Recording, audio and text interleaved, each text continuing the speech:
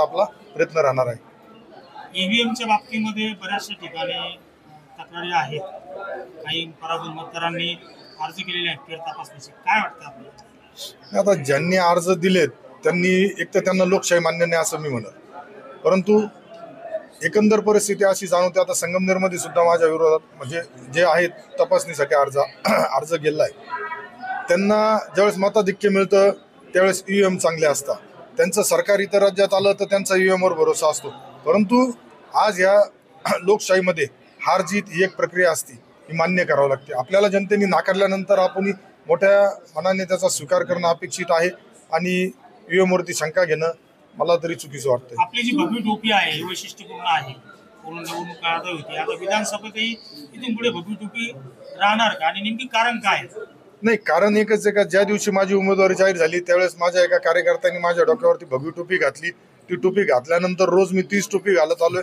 आमची जी शिवसेनेची बैठक झाली मुंबईला त्यामध्ये सुद्धा हीच टोपी होती. त्यामुळं मला ज्याला काय म्हणता येईल का प्रत्येकाला ज्याचा त्याचा अभिमान असतो, टोपी ती भगवी म्हणून नका पाहू तिच्याकडे.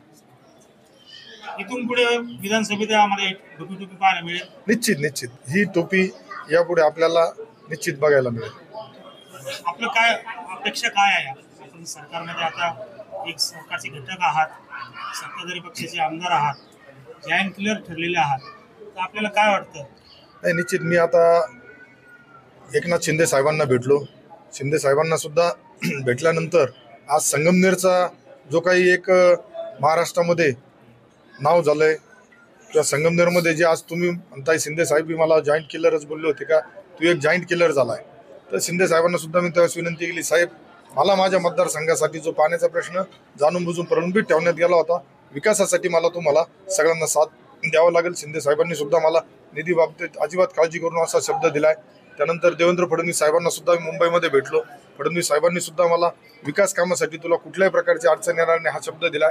अजितदादा पवार असतील त्यांना सुद्धा मी भेटून त्यांचे आशीर्वाद घेतलेत, त्यांनी सुद्धा शब्द दिला. आणि ज्यांना मी माझं दैवत मानतो, आमदार राधाकृष्ण विखे पाटील असतील, सुजयदादा असतील, शालिनीताई विखे असतील, यांनी यापूर्वी सुद्धा मला काही कमी पडून दिलं नाही. एक सामान्य कार्यकर्त्याला जर राजकारणाचा बघितलं तर एक कार्यकर्त्याचा सन्मान कसा ठेवला जातो हे विखे पाटील परिवाराकडून आज अख्ख्या महाराष्ट्राने बघितलं असेल.